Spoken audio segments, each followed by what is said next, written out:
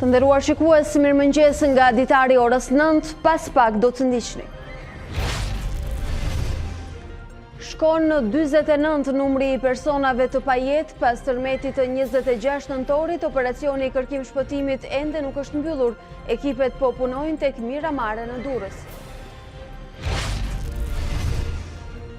Edhe Laçi përfshihet në masat e gjendjes së fatkeqësisë natyrore. Kryeministri Rama i jep të drejtë Lulzim Bashës, ndërsa ftoi opozitën që të ketë përfaqësuesit e saj në strukturën që po menaxhon fatkeqësinë natyrore. Tërmeti i 26 nëntorit zbuloi edhe një herë apatinë e veprimit të institucioneve shqiptare, ndërsa syt ishin nga ekipet e vendeve të tjera. Pranon kryeministri, vëmendja do dedikohet tek financimi dhe trajnimi në kërkim shpëtim. Nderuar shikues, mirëmëngjes, mirë se po takohemi edhe sot në transmetim të drejtë për drejtë. Hapësira në vijim ju sjell raportime të zhvillimeve nga minutat e fundit, të cilat vijnë kryesisht nga vendi si këto në vijim. Durrësin po e braktisin qytetarët e tij, paniku lexohet qartë në fytyrat e tyre ndërsa tërheqin valixhet. Ata ankohen për rritje abuzive të çmimeve të fluturimit përjashtë vendit. Departamenti Amerikan i Shtetit ngushëllon shtetin shqiptar për viktimat e tërmetit të 26 nëntorit dhe konfirmon mbështetjen e palëkundur të Shteteve të Bashkuara. Vlerësohen reformat në kuadër të integrimit evropian dhe kontributi si aleat i NATO-s.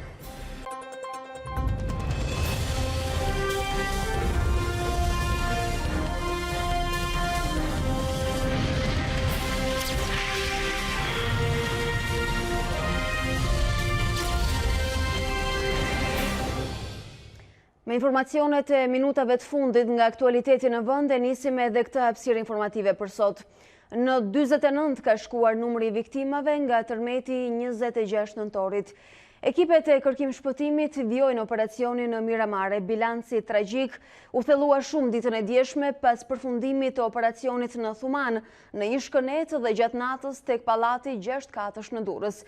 Kryqi i Kuq dhe tek rruga Shoqëria Bashkimi e njohur si Dy Gjelat, ndërsa Ministria e Shëndetësisë njofton se vijon gjendja e gatishmërisë dhe 2.000 të lënduar kanë marrë shërbim në spitale, qendra shëndetësore dhe kampet e emergjencës. Sipas të dhënave të ministrisë, janë 790 persona të lënduar, ndërsa të shtruar në spital janë 62 persona, ku vetëm një prej tyre është në gjendje të rëndë dhe ndodhet në terapi intensive në Spitalin e Traumës në Tiranë.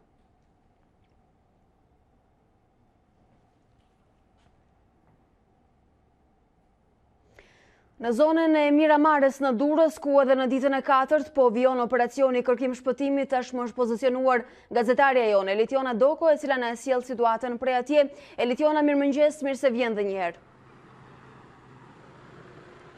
Mirëmëngjes Alba, atëherë jemi pozicionuar konkretisht në Hotel Miramare, aty ku ka dyshime të bazuara në fakt edhe për një tjetër trup i cili mendohet se ndodhet brenda këtyre rënojave. Në ditën e 4 të kërkim shpëtimit duket se do të jenë pikërisht ekipet e huaja ndërkombëtare ato që do të kryesojnë këtë operacion dhe që natyrisht do të jenë orët në vijim ato që do të përcaktojnë në rast se do të gjendet apo do të finalizohet përgjatë ditës sotme këto kërkime. Ka qenë në fakt nuhatja e qenëve të cilët janë pjesë e këtij operacioni, të cilët kanë këmbgulur këtu mbi rënoja se ndodhet edhe një trup i pajet dhe në bazë edhe të verifikimeve të bëra më pas edhe nga policia dhe grupet hetimore që ndodhen të stacionuar në pothuajse të gjitha pikat e nxehta të qytetit Durrësit, që dyshohet dhe po kërkohet aktualisht edhe për një trup që besoj do të mbyllet përgjatë ditës sotme, të shpresojmë në fakt dhe pse jo shpresa vdes e fundit në tilla raste dhe të shpresojmë që pse jo të gjendet shëndoshe mirë. Bëhet fjalë për një zonjë që dyshohet që të ketë mbetur në rënoja në momentin kur është shënuar dhe lëvizja e forcës sismike e 26 nëntorit të këtij viti. Elitiona, nëse ky operacion kërkim shpëtimi do të finalizohet në orët e ardhshme, a mund themi se gjithçka sa e përket operacionit dhe pikave të nxehta në qarkun e Durrësit do të përmbyllet këtu? Po, Alba, është vetmja pikë ku aktualisht vijojnë kërkimet dhe që ka dyshime që në rënoja ndodhet dhe një trup i një femre konkretisht, dhe me këto kërkime dhe me këtë stacionim që është bërë i fundit në të gjitha pikat e nxehta që kanë qenë prezente në gjithë qytetin e Durrësit, mbyllet dhe përmbyllet i gjithë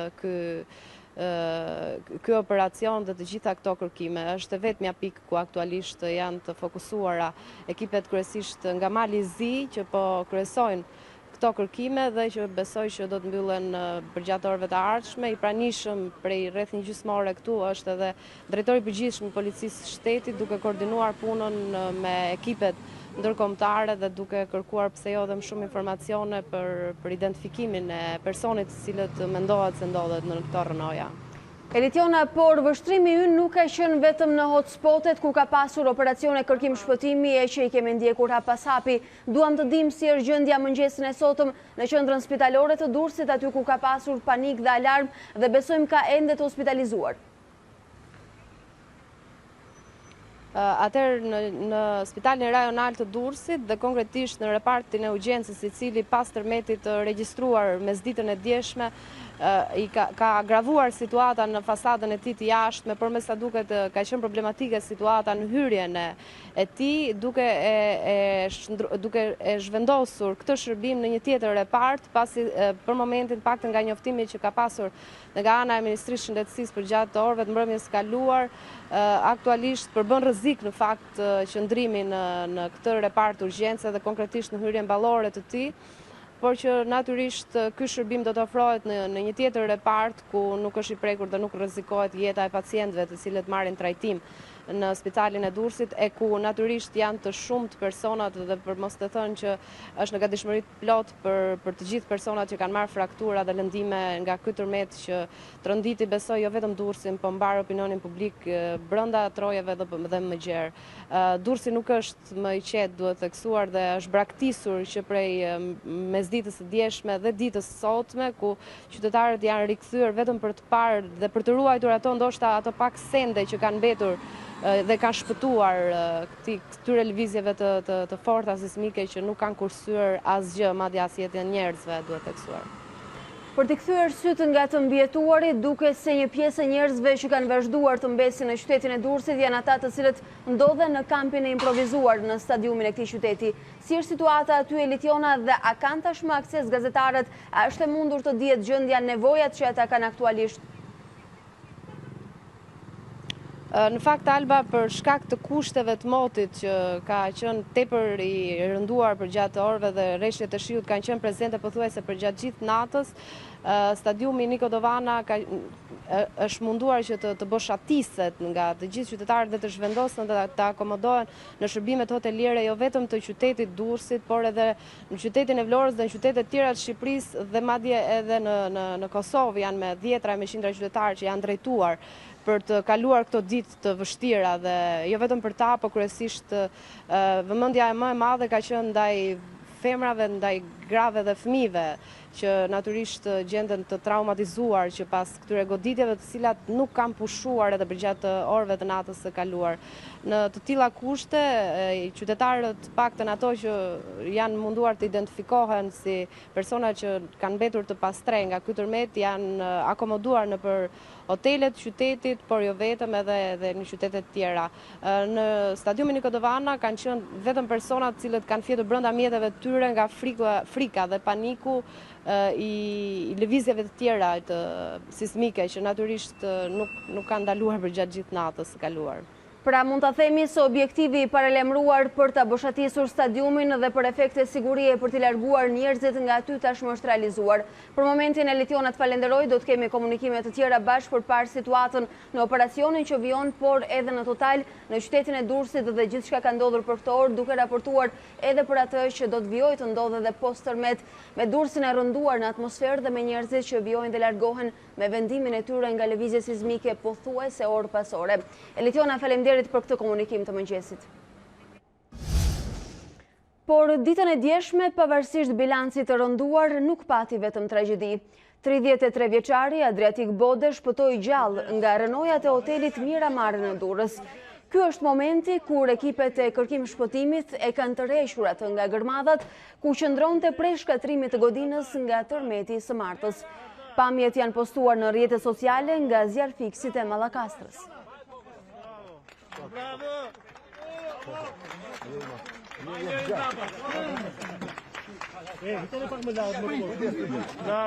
Nga dal.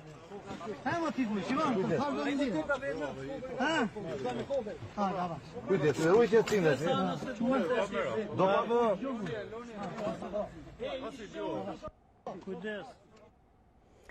E pas tragjedisë me të cilën u përballë Durrësin, duket se po e braktisin dhe qytetarët. Paniku lexohet qartë në fytyrat e tyre teksa tërheqin valigjet dhe intervistohen nga reporterja Elona Gjylmi. Strukturat shtetërore nga ana tjetër nuk ka një shifër të saktë të ndërtesave të dëmtuara, madje sipas drejtorit të Institutit të Ndërtimit Agron Hysenlliu, të dhëna të tilla nuk ka as për tërmetin e 21 shtatorit që preku gjithashtu Durrësit. Durrësi po përjeton një eksod masiv. Të gjithë po largohen prej tij, të rritur, të moshuar dhe fëmijë, të pasigurt për jetën në banesat e tyre.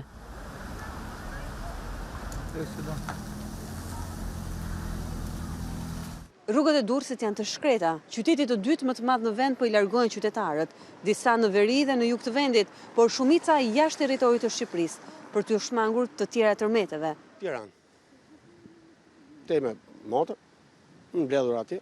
Patën sot e nesër, dhe të hënë mëgjes, jam mërtin e punë. Do vinë mëgjes dhe ikin drejt. Timi pa lek me vete, pa pasaporta, pa dresa për fëmijët, jemi të llatarisur. Nuk tim nga të marim rrugët. Ti kemi në Kosovë, si jemi dokumenta. Për në Greqi, që do bëjmë? Ku të rikë, kam frikë. Sa do rini? Nuk e di, do shovim shpinë, mas 2 jave i muaj, nuk e di, edhe mund t'ikin një tali pas e këtë shuni tjetër. Nuk thehem, kam frikë. Do largojmë të paktën për sot vetëm për fëmijët. Të shpëtojnë fëmijët. Ne do vim prapë në detyrë. Kam shpinë ke pallati në katë 9, atje si do se kam lënë pasaportat, se do ikë jashtë vendit. Por do largohem, do ikim nga jugu. Qosim qytet i pabalushëm nga mafia e betonit. Kjo është. Durrësakët thonë se në mënyrë abuzive çmimet e fluturimeve jashtë vendit janë rritur, ndërsa kërkesa mbetet e madhe.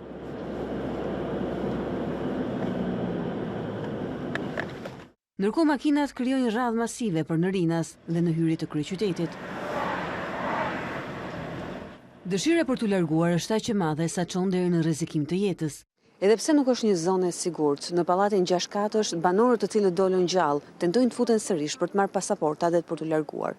Këtë na e konfirmojnë dhe efektivët që ndodhen këtu afër, gjithashtu dhe zjarfikësit francez, të cilët janë ushtarak dhe për të ruajtur sigurinë e tyre, por dhe personave të tjerë, kanë refuzuar që të ngjisin personat që shtëpinë e kishin në katin e 6 dhe për të mundsuar atyre dokumentat me cilën do të lëvizin të lirë. Po kërkojmë për një grua që ndodhet aty.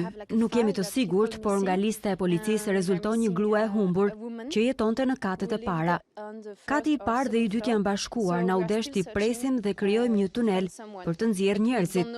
Nuk e kemi prioritet që të ndihmojmë disa persona të marrin sendet e tyre. Prioriteti ynë është t'i nxjerrim njerëzit e gjallë. Nuk duam që ushtarët tanë të dëmtohen ndërsa po marrin sendet e njerëzve, por të shpëtojnë jetët e tyre. Zonjën në Rënoja, jashtëgardit të sigurisë së zjarfikësve ushtarak francez, po e pretende me shpresë motra. Motrën teme këtu. Edhe më ka hyrë poshtë, e nuk më ka dalë akoma ka 3 ditë. Bon, shpresën ke Zoti, limoni qik, më nxirrni atë motër. Por tragjedia në pallatin 6 katësh në afërsi të shkollës Vasilziu, ku humbën jetën dhe fëmijë, mund të kishte qenë edhe më e madhe. Banorët fajsojnë pronarin e lokalit në katin e parë që ndërhyri në strukturën e pallatit, duke shkaktuar tragjedinë. Sa do lloj ore tjetër para në 12 natës do kishim pas 100-200 viktima. Vetëm kaq mund të them. Ishte i frekuentuar si lokal? Absolutisht po. Këtu janë 2 shkollat, është kopshi, me prindër, fëmijë, pleq, lokal familjar. Mund të jenë punimet që janë kryer aty shkak? Gjithë qytetarët e Durrësit dinë vërtetat. Duke filluar nga kryetari i bashkisë, kryetari komune, ndërtues, pronar, qytetar, gjithë së bashku e kemi gabime. Mund të heq muret anësore, se ato më banë, ndihmojnë. Kolonat nuk pa do me që ti këtë hequr. Nuk ka sens logjik që ti heqin këmbët. Ndyshe bie. Përderi se ka rënë pjesa andej e pallatit si për atij dyqanit, kishte blerë dhe katet e para këtu dhe do ta bënte të gjithën. Kjo tregon që ai është shkaku. Por ndërkohë, në Durrësin e boshatisur, strukturat shtetërore ende nuk ka një bilanc dëmesh, as të dhëna të sakta se sa prej ndërtesave janë të rrezikshme për të jetuar. Të dhëna nuk ka, as nëse këto dëme janë mbartura që nga tërmeti i 21 shtatorit. Filluar riparimet e tyre, por tërmeti që ra nuk na la kohë që të mbyllim këto lloj riparimesh. Kështu që për të riparuar ato u desh një kohë inkubative për të bërë riparimin, por nuk arritën dot sepse tërmeti tjetër nuk la kohë. Kishit identifikuar një numër? Jo, nuk kemi një database saktë se sa ishin, sa s'ishin. Akoma neve jemi në terren, po bëjmë ulëmtime përkatëse dhe më vonë do t'japim një raportor sishëm për të gjitha dëmet që kanë ndodhur dhe si kanë ndodhur. Edhe Laçi përfshihet në masat e gjendjes së fatkeqësisë natyrore. Kryeministri Rama deklaroi në mbledhjen e qeverisë së mëngjesit se situata është e rënduar dhe jep të drejtë kryetarit të opozitës që Laçi të trajtohet njësoj si Durrësi dhe Tirana, me 10 banesa jashtë funksionit e qindra të dëmtuara. Rama ftoi opozitën po ashtu të ketë 2 përfaqësues të saj në strukturën që po menaxhon aktualisht fatkeqësinë natyrore. Unë do vlerësoja dhe ne do t'ishim vërtet vlerësues në rast se dhe opozita do të konsideronte përfshirjen në Komitetin Kombëtar të Rindërtimit me 1 apo 2 përfaqësues, qoftë përsa i përket aspektit financiar, qoftë përsa i përket aspektit teknik. Dhe besoj që nuk kemi çfarë ndajmë në këtë aspekt përveç se nevojën e përbashkët për të bërë më të mirën për njerëzit dhe për vendin. Dhe ky komitet nuk është as komisioni i reformës zgjedhore, nuk është as komisioni i dekriminalizimit, nuk është as komisioni i ndarjes ëngjëve dhe djajve. Këto janë komisione për ditën e diell. Në këtë ditë pa diell dhe në këtë punë që do të vazhdoj dhe që do të vazhdoj e pa përfshirë dhe e pa cënuar nga jeta e përditshme dhe nga avazi i përditshëm politik që u diskutohet së shpejti do të fillojë se shenjat e para janë dhënë, është mirë që të jemi bashkë, është mirë që punojmë bashkë. Duke mirëkuptuar plotësisht edhe opinionin e kryetarit të opozitës dje që Laçi përfshihet në këtë perimetër, them që na përputhen shqetësimet, por në këtë rast na përputhen edhe idet, kështu që nga sot ne duhet të përfshim edhe zonën e prekur të Laçit në të njëjtin program, në mënyrë që askush në Laç të mos ndihet i përjashtuar apo i vendosur në një kategori dytë, po themi, të vëmendjes. Fal papërgjeshmërisë në informacion, fal vendosjes së vëmendjes rëndom në skena reale por sporadike. Është krijuar tek disa ideja që gjithçka nisi kur erdhën ekipet ndërkombëtare të kërkimit shpëtimit, ndërkohë që unë mund të them me shumë krenari që nga miqtë e mi dhe që tani jemi bërë sigur jemi komshi me disa nga kryeministrat, me kryeministin italian, me kryeministin grek, me presidentin e Francës. Përshtypjet për njerëzit tanë dhe për ekipet tona kanë qenë mbreslëndse nga ana e skuadrave që erdhën, mbreslëndse. Sigurisht që kemi folur edhe me Oltën, që kjo ishte një eksperiencë e madhe për kërkim shpëtimin dhe ne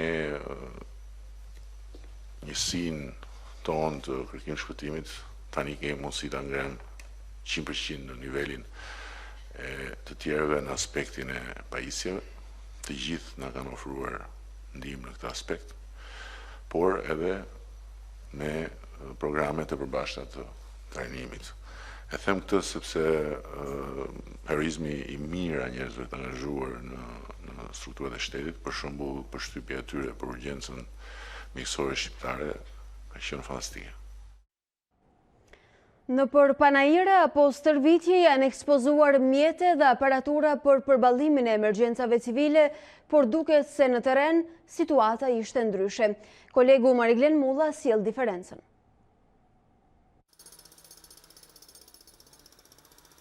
Në rastet e katastrofave natyrore, ndryshimi mes prezantimit të forcës së reaguese dhe veprimi konkret në terren është i dallueshëm. Kjo u vure në operacionet e kërkim shpëtimit pas tërmetit të 26 nëntorit. Para një viti, Ministria e Mbrojtjes ekspozoi disa pajisje në panajirin e ushtrisë, ku dallohen edhe këto aparatura që shërbejnë në rastet e emergjencave. Por në kamerat e A2 CNN, të instaluara pret shaseve të para, në Thuman dhe Durrës, nuk u dallua asnjë prej këtyre pajisjeve. Madje në shumë raste efektivët e emergjencave civile nuk kishin vendosur as kacketat dhe mjetet mbrojtëse. Përpasoj pati dhe ushtarë të lënduar, si duket edhe në këto pamje. Burime pranë Ministrisë së Mbrojtjes thanë se janë përdorur mjete të blera nga buxheti i shtetit apo edhe të dhuruara nga partnerët, kryesisht nga SBA-t. Ndërkaq, më 22 nëntor, edhe Gjermania i dhuroi policisë së shtetit mjete për rastet e katastrofave natyrore, ku ministri Leshaj theksoi se nuk është detyrë e policisë të merret me emergjencat civile. I adresohet forcave të ndërhyrjes shpejtë, të cilat tradicionalisht janë angazhuar edhe në përballimin e situatave të emergjencës civile. Si rregull, nuk është detyra e policisë të merret me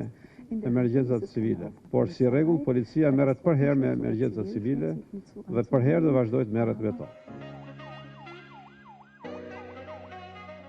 Nga ana tjetër, një muaj para tërmetit fuqishëm, në Shqipëri u zhvillua stërvitja Joint 2019, ku morën pjesë 400 efektiv nga Ballkani dhe SBA-t. Aty spikaste kjo kamera që lokalizon viktimat e bllokuara në ndërtesa të shembura dhe që kushton nga 14 deri në 20.000 euro. Në filmimet e kamerave të televizioneve shqiptare nuk shquhej ndonjë efektiv i emergjencave shqiptare që ta përdorte këtë aparaturë. Edhe ky automat i përdorur në stërvitje nuk dukej në operacionet e kërkim shpëtimit, ashtu siç nuk u dallua në asnjë moment ndonjë prej këtyre çikrikëve që përdoren për nxjerrjen e trupave nga gërmadhat. Në kontrast me efektivët shqiptar, kolegët e tyre nga Kosova, Italia, Greqia dhe vendet e tjera që erdhën për ndihmë ishin të kompletuar që nga veshjet mbrojtëse dhe deri tek mjetet e rënda për zhvendosjen e inerteve.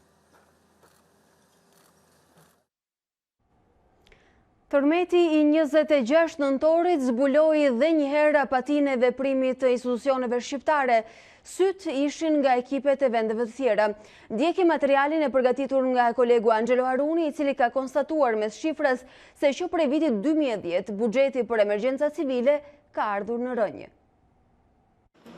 Tërmeti i 26 nëntorit zori zbuluar pa aftësinë e emergjencave civile për të përballuar fatkeqësitë natyrore. Këtë e pranon edhe vetë qeveria shqiptare, kur në qershor të këtij viti hartoi projektligjin e ri për mbrojtjen civile. Në relacionin që shoqëronte këtë draft, deklarohej se Shqipëria renditet në vendin e parë në Europë si më e ekspozuar ndaj fatkeqësive natyrore, si pasojë e pameftueshmërisë së kapaciteteve përballuese. Por pavarësisht mungesës së pranuar të kapaciteteve, qeveria nuk ka investuar në asnjë moment në këtë fushë. Përkundrazi, buxheti për emergjencat civile sipas Ministrisë së Financave, që prej vitit 2010 ka ardhur ndjeshëm në rënje. Madje edhe me rishikimin e buxhetit 2019 pas tërmetit të 21 shtatorit, fondet për këtë zë u reduktuan në vend që të shtoheshin, duke e bazuar aftësinë për të përballuar katastrofat vetëm tek ndihmat e huaja, por edhe nga 643 milion lekë të alokuara, pjesa më e madhe e fondeve shkon për shpenzime korrente, thënë më thjesht, për paga dhe faturat e energjisë dhe telefonisë, ndërkohë që investimet në mjete të specializuara mungojnë. Një situatë e ngjashme paraqitet në të gjitha institucionet e tjera që shërbejnë si linjë e parë në përballimin e situatave të tilla. Sipas Open Spending Albania, 1.11 milion dollar janë shpenzuar gjatë këtij viti për Institutin e Përgatitjes së Qenve, ndërkohë që këto njësi mungonin në terren, ashtu siç mungonin pajisjet e zjarfikësve, mjetet e ushtrisë apo makineritë e bashkive. Pa viktima të regjistruara, por me dëme të konsiderueshme materiale. Kjo është situata në zonat Shijak dhe Shkozet. Banorët janë evakuar nga banesat dhe janë strehuar në palestra shkollash apo në çadra, ndërsa presin se çfarë do të ndodhë me strehimin definitiv të tyre. Tërmeti i datës 26 nëntor dhe të tjerët që e pasuan kanë shkaktuar dëme të konsiderueshme materiale edhe në zonën e Shijakut dhe në Shkozet. Në Shijak, shumë godinave u është vendosur shiriti që i klasifikon si të rrezikshme për të jetuar, ndërsa banorët janë spostuar në çadra apo pranë palestrave të shkollave. Çfarë kishte brenda? Kishte dyshek? Asgjë për gjojë, kur them asgjë për gjojë vetëm si çadër. Asgjë për çadër I ka bu bashkia. Erdhën specialistët t'ju thonë që nuk jetohet aty? Akoma kanë vënë shirit, po ne sa kanë thonë jo. Ja kjo I vjen ja. Ju s'mund të hyni më në banesë? Jo. Keni frikë të shkoni aty? Po frikë sa dush. Fëmijët ne I kina I larg. I kina në Ram. Po ato kanë nuk I në Itali? Po në Itali kena. E keni fëmijët pa dokumenta? Ne jena pa të shi që kanë s'ka. S'keni dokumenta? S'kena se kanë skadu. Jo, ne duhet më mirë. Ja, këtu rrimë bashkë po. Ndërtove vetë këtë çadër? Të tjerë, të cilët kanë familjar të sëmurë dhe kanë të pamundur të lëvizin, kanë arritur të sajojnë vetë një strem mbi kokë. Kura ju thumë suje bukës ja. Pa me thonë për shenë në qatë, si që herët ju, në më qatë. Unë që slot bedhe me zaj matë, ja për vetë. Pamjet vijnë edhe më të rënda nga zona e Shkozetit. Ne jemi në lagjen 14 të Shkozetit, pallati 8-4 që është pas supeve të mia, sikundër mund të duket edhe nga planet, është totalisht I pabanueshëm. Policia bashkiake ka ndërhyrë, ka vendosur shiritin e perimetrit të sigurisë. Banorët e këtij pallati janë larguar, ata janë strehuar në fakt në për të afërmit e tyre. Si godina që jemi duke parë, nuk është e vetmja në këtë zonë, janë dhe disa ndërtesa të tjera të cilat paraqiten në të njëjtën gjendje.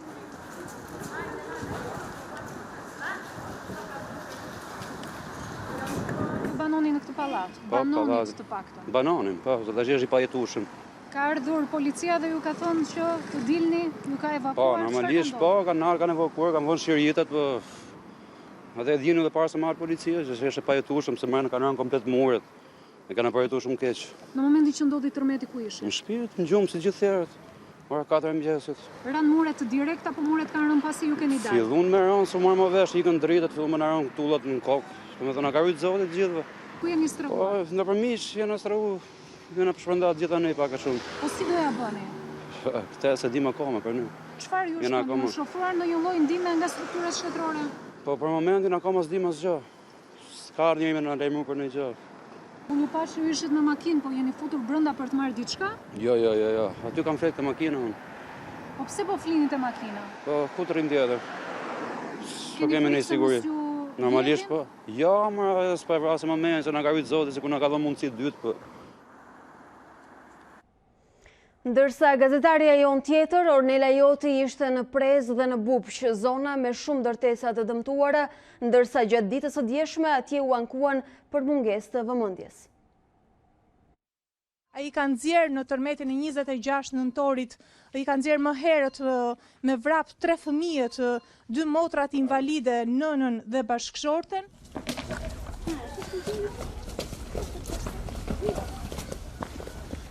Sa po rajt një tërmet tjetër, besoj e ndjetë? Po e pa me dhe juve kur po dilshit nga banesa, si po gjëmoshit. Qa me bo? Ajo është për gjithë.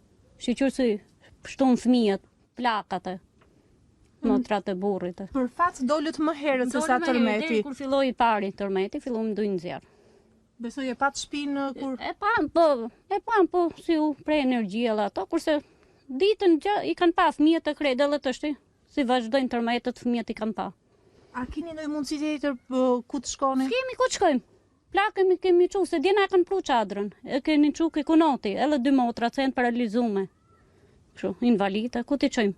A keni ftohtë? Se shoh që keni batanije, po mjafton vetëm me batanije sepse u ftohtë koha. I kemi marrë se në shtëpi kemi pas. Se ku ti është? Nuk ka sjell njëri batanije? Jo. Prandaj hym mrena si thutim se ketë ndalume. I kemi marrë mrena. Shtëpia sipas kryefamiljarit është nxjerrje pabanueshme që në 21 shtator, nga tërmeti 21 shtatorit të po këtij viti. Pse vendosët ty të brenda? Po ku shkojmë? Çfarë të skishin? A nuk është vendosur një shirit këtu që ndalohet tërësisht? Jo. Vetëm e kanë nxjerrë pabanueshme dhe kaq. Tërmeti shkatrues nuk I ka shpëtuar as kalaja shekullore e Prezës. Gjysma e kullës së vrotimit të shembur mëngjesin e 26 nëntorit e po ashtu ka dëmtime të konsiderueshme në pjesë të kalas. Por nëse në banesat e shembura apo në rrezik përshembje nuk është vendosur shiriti sigurisë për të mos lejuar hyrjen e banorëve brenda. Në Kala, ajo është vendosur që mëngjesin e 26 nëntorit për të mos lejuar t'i afrohen banorët apo vizitorët.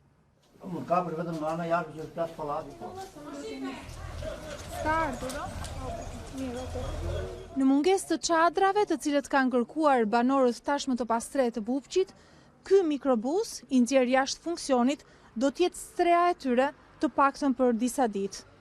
Siç duket, edhe pse një pjesë është vetëm një hapësirë ku janë hequr të gjithë stolat, dy familje shullazi deklaruan për aty CNN se do ta kalojnë natën këtu në pamundësi për të qëndruar jashtë, ashtu si dhe netët e kaluara pas tërmetit. Ku të jetoj? I jam kushte vështira, ka burrë të punë për rizu. Ku të jetoj? Ku të jetoj? Me plakun e vjetë 80 vjetë shumë shpi, qa po jetë e bëjmë na kështu? S'me na kush për ne vetëm më nëjnë të hajnë shtetë të tjera, po na, ku të jetoj, ku të hajnë, ku të banoj? Banesa, vetëm banesën, du gjë tjetës du. Sa muaj është mbesa juaj? 8 muaj. Ja. Dhe ku keni qëndruar pas tërmetit? Pas tërmetit që dojmë makinët. Ku të kalëm? Ku pse në makinë? Ku të kalëm? Ndihma s'kime fare, ne kërkëm vetëm çadër të kishim, kryesori çadër, nuk do më hëngër. Kush fle këtu? Unë fle. Po, çonin se kam këtu, kam 2 djemë, se gruaja më ka ndruar jetë edhe s'kam ç'e bëjmë. Shtëpia është e shërme komplet. Inxhinierët kanë qenë jashtë përdorimi, jo se kam nxjerrun. Kështu që me këtë kushë po jetem. Po, jenë në pallatën, ne janë gjithë pallatit janë çka komplet. Ne dëret 9 si karatërmetë, ne nuk kemi fut mren më. Unë vetë jemi shko për dalë hik, pa që jam karroca e s'futët dot mren. Kush është me karrocë? Burri pra. Po, ai nuk mund dalë, nuk ka mundësi. Po pra, invalid. Ja, jo s'ngjet fare ai. Çfarë u thuhet nga pushteti vendor, si në Bubq ashtu dhe nga Kruja? Asgjë, zero, nuk thuhet asgjë. Kemi çuar mesazhe, kemi marrë në telefon nuk përgjigjen. Na kanë sjell ushqime, po çadra pas na kanë sjell. Po, ku keni qëndruar? Për jashtë, na për makina, na për ka të shkojmë. S'kene kam me shku. Na ardhe kanë verifiku, po thonë nuk banohet. Ata na kanë thonë se nuk banohet, edhe na kena dalë jashtë. Ndërsa Marlind Shkodrani tashmë ndodhet në një nga klinikat e specializuara në Bari. Me plagë të rënda në kokë si pasojë e traumave të marra nga shëmbja e banesës, ka një të vërtet të hidhur që lidhet me tërmetin e 21 shtatorit. Pasi kishte kërkuar fonde për hyrjen e krisur, ai kishte qëndruar duke fjetur një javë në makinë për të harruar gjithçka e për të rikthyer sërish me familjen në apartamentin e ndërtuar pa kriteret e nevojshme inxhinierike. Në minutat më kritike për jetën, Marlind Shkodra, 30 vjeçari mbetur i plagosur nga tërmeti në Durrës, është dërguar në orët e pasdites së të mërkurës drejt spitalit të Barit.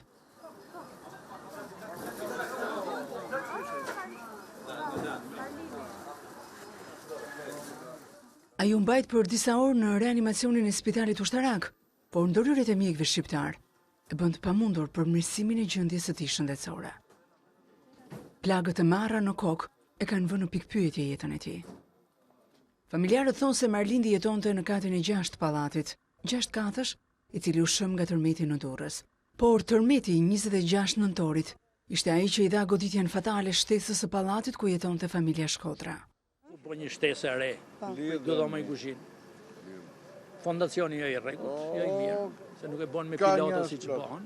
Po boni një platformë betoni dhe boni pallatin sipër i palidhur fare. Që hap pak banesa. Kur herën e parë ministeri trem shumë me zërë zbrit nga shkallët. Kërkoi me mor një kredi me një paska fonde jo, ne po knej domethënë u zgjat kjo punë. Një javë na kanë flet makinë, mos e ne hajtë harru kjo punë thonë që shpëtojmë. Fillon prapë shkon pallat.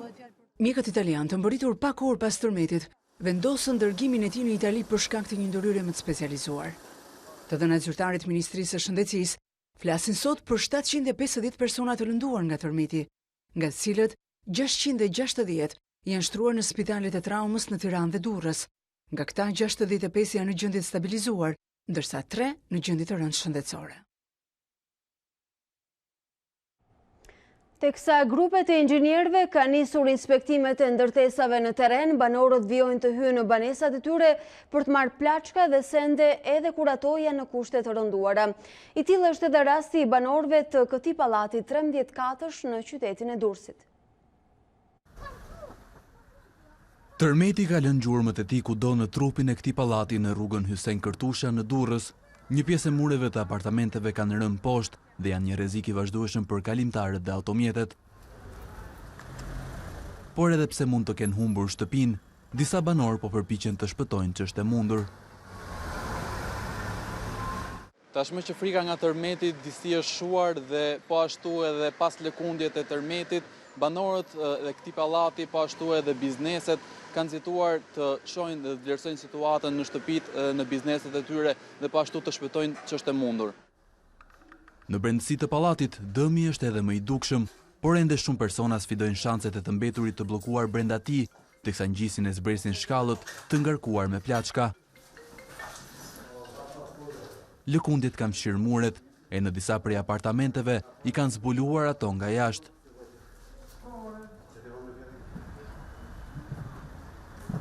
Kjo që qini tani ka qenë më saktë dikur dhoma ndenjës së familjes Soko, tashmë e rënuar tërësisht. Muret ndarse siç e shikoni janë hapur tërësisht duke krijuar një zgavër të madhe. E gjithë apartamenti është i pabanueshëm dhe kjo familje po përpiqet që të shpëtojë ç'të mund nga objektet materiale. Megjithatë, ata shprehen se kanë frikë edhe në rast të një rekonstruksioni të rikthehen në shtëpinë e tyre.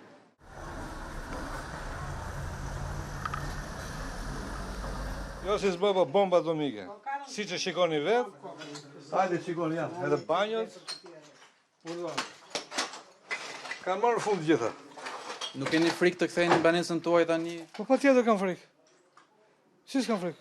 Këtu nuk shkelet më. Kjo do rinjë si sot, kjo s'ma merë më dhja, në këtë gjendje. Kjo qeveri i ka lejuar që t'i bëj këto apartamentet kështu, plus që po ndërton prap 3 kate tjera sipër. Në rregull? Edhe ndodhin këto që ndodhin. Jeku gjithë mundi, gjithë gjese. Shqyqy që kemi shpëtu mirë, gjithë më kryesore. Asaj tjera, nga është të mërshme është. Numri pallateve dhe banesave të tilla të dëmtuara rënd është i lartë veçanërisht në zonën e plazhit në Durrës. Një pjesë e familjeve kanë vendosur të qëndrojnë pranë shtëpive të tyre edhe gjatë natës, duke refuzuar qëndrimin në kampe apo hotele.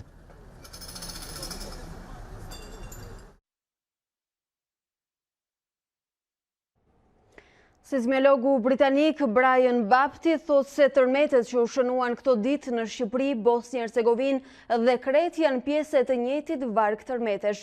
Sipas tij është e pritshme që tërmetet fuqishme si ai i Shqipërisë të shoqërohen me pasgoditje. Tërmetet e shënuara së fundmi në Shqipëri, Bosnjë Hercegovinë dhe Kret janë të gjitha pjesë të njëjtit varg tërmetesh, thot eksperti i shërbimit gjeologjik britanik Brian Bapti. Tërmetet vinë në grupe ose sekuenca, çka e bëjnë të duket sikur ka më shumë lëkundje brenda një periudhe të shkurtër kohore. Në një intervistë për Daily Mail pas tërmetit shkatërues që goditi Shqipërinë në orët e para të së martës, ai thot se tërmeti mund të shkaktojë pas lëkundje të një intensiteti më të vogël, e madje edhe një tërmet më të madh më vonë. Në vitin 2016 në Itali pati një sër lëkundjesh më të vogla pas tërmeteve me magnitudë 6.1 dhe 6.2, të ndjekur nga një tërmet me magnitudë 6.5 pas 3 muajsh. Sipas tij 11.700 tërmete janë regjistruar deri më tani në 2019, ku shumica kanë pasur magnitudë më të ulët se 5 dhe vetëm një ka qenë me magnitudë mbi 8.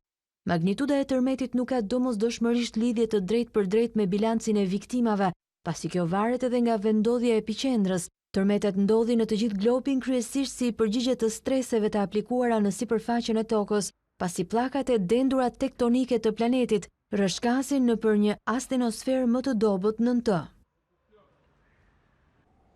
Departamenti Amerikan i Shtetit ngushëllon shtetin shqiptar për viktimat e tërmetit të 26 nëntorit dhe konfirmon mbështetjen e palëkundur të Shteteve të Bashkuara. Vlerësohen gjithashtu përpjekjet e Shqipërisë për integrimin evropian dhe kontributi si aleat i NATO-s. Në mesazhe dërguar me rastin e 107 vjetorit të pavarësisë, Departamenti Amerikan i Shtetit ngushëllon Shqipërinë për viktimat e tërmetit dhe konfirmon mbështetjen e palëkundur të Shteteve të Bashkuara.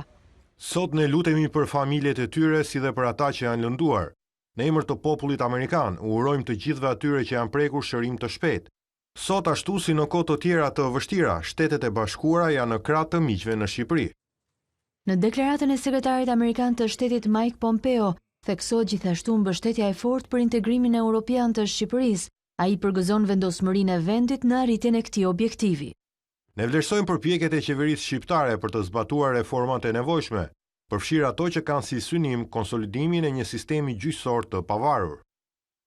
Departamenti i Shtetit vlerëson gjithashtu kontributin e Shqipërisë në koalicionin e NATO-s dhe mirëpret udhëheqjen e Shqipërisë në kryesinë e radhës së OSBE-s për vitin 2020. Misia SBA Shqipëri qëndron si një shtyllë e qëndrueshme paqe dhe stabiliteti dhe ne shpresojmë për shumë vite të tjera misie dhe bashkëpunimi, përfundon deklarata. Do t'i rikthehemi pjesës humane në këtë tragjedi shqiptare që nga ndihmat më modeste deri tek angazhimi i kompanive të mëdha apo hoteleve që kanë hapur dyert për të pastrehet. Kompania Gener 2 vendosi të përgjigjej thirrjes për ndihmë në këto momente të vështira që po kalon vendi si pasojë e goditjeve nga tërmeti.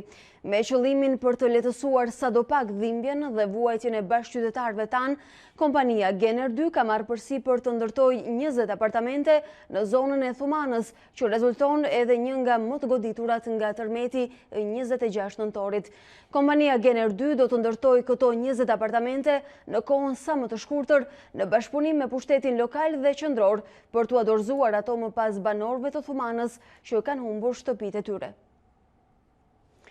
Një numër i madh organizatash po mbledhin ndihma financiare online për gjendjen e jashtëzakonshme në cilën ndodhet Shqipëria pas tërmetit. Deri më tani janë disa miliona dollar të mbledhura, kryesisht fal mbështetjes së diasporës. Këto fonde u bashkohen atyre të dhuruara nga qeveria e Kosovës apo personazhe të njohur me origjinë shqiptare.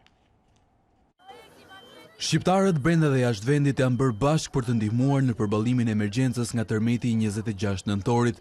Krahas kontributeve në ushqime dhe veshje, mbi 30.000 persona kanë vendosur të mbështesin financiarisht për strehimin dhe rindërtimin e banesave për të prekurit.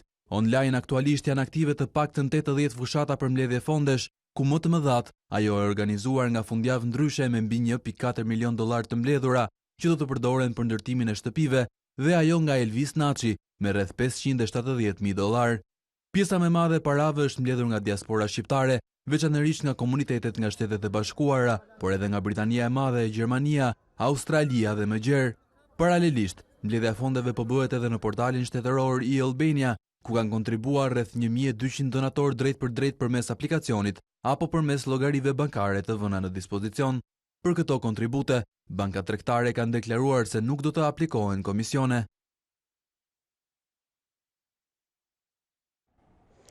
Mbrëmë është raportuar për stuhi në një pjesë të konsiderueshme të teritorit të vendit, megjithatë si do t'jenë orët e ardhshme dhe fundjava, na e thot Tanja Porja. Mirëmëngjes. Mirëmëngjes Alba, mirëmëngjes shikuesa dyshene. Në fakt gjatë natës ka patur stuhi, por kryesisht ka qenë të fokusuar në veri dhe një pjesë të qendrës, duke përfshirë në fakt edhe zonat ku janë ngritur çadrat për njerëzit e mbetur të pastre pas tërmetit, por dita e sotme, kryesisht pjesa më e madhe e ditës së sotme ka një përmirësim të kushteve të motit, do të ketë vranësira të shpeshta, por reshje do të jenë të pakta. Kjo situatë vijon deri afër mesnatës, kur sërish kemi një fuqizim të vranësirave dhe reshjeve, kryesisht në veri dhe verlindje dhe shumë më pak në pjesën tjetër të territorit. Këto stuhi do të jenë afat shkurtra, pasi presim që orët e para të ditës së shtunë të përmirësojnë sërish kushtet e motit. Moti vjen duke u përmirësuar gjatë gjithë ditës së shtunë dhe të dielën presim kryesisht kthjellime. Për sa i përket temperaturave, ka patur vetëm një rënje të lehtë të vlerave termike gjatë ditës së sotme, ndërkohë një rënje prej 2-3 gradësh. Do të presim edhe ditën e nesme kryesisht në mesditë edhe orët në vijim, por dita e diel bën atë diferencën e vlerave termike ku kemi një rënje të ndjeshme të temperaturave. Pritet që në zonat malore në veri dhe zonat pjesë më të madhe të zonës malore lindore, pra deri afër Pogradecit Korçës, kemi temperatura 0 gradë, ndërkohë fatmirësisht mbeten në temperaturë, pra do të jenë vlera tipike të dimrit për sa i përket pjesës më të madhe të veriut dhe zonave lindore, por fatmirësisht një pjesë e mirë e zonës qendrore dhe Bregdetit mbetet ende në temperatura të vjeshtës.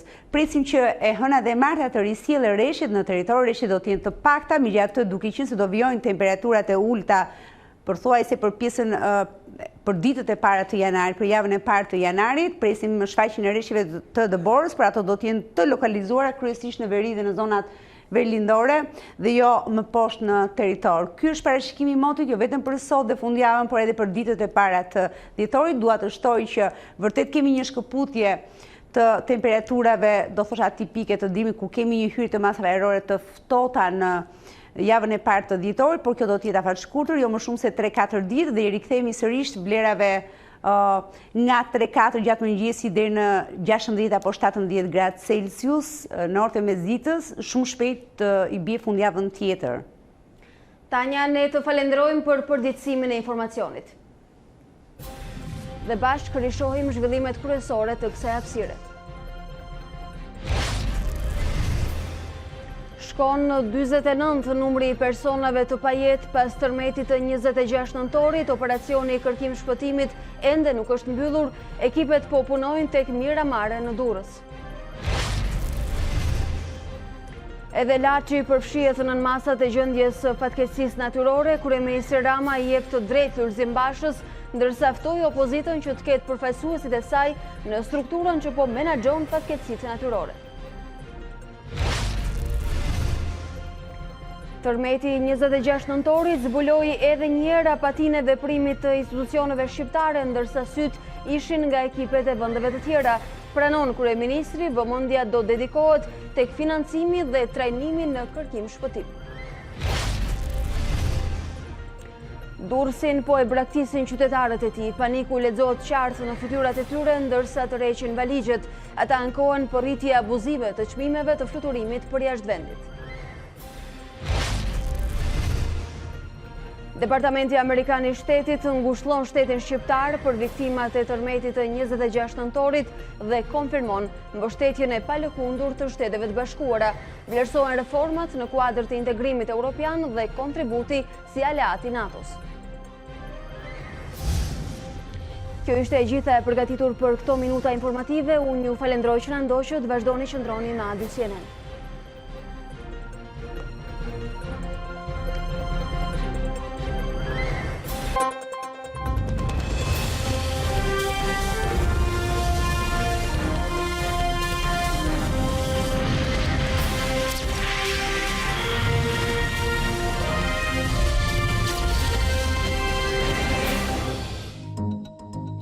Unë jam Alba Lishani dhe ky është Ditari në A2 CNN. Për të parë të gjitha videot e Ditarit, klikoni subscribe.